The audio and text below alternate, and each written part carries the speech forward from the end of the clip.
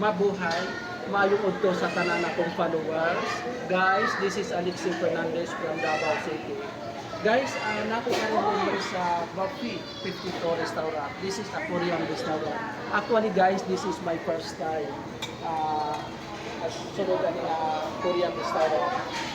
Sa tanan natong followers, viewers, ug supporters, try to visit Buffy 52 restaurant for only 549 pesos per head. Daghan kay mo mapagpipilian guys. Ang ilahang produkto nila dili lang more on Korean, na po sila Asian. Kay mga Filipino food sa sila. This is pasta. I will try this one. This is butter chicken. This is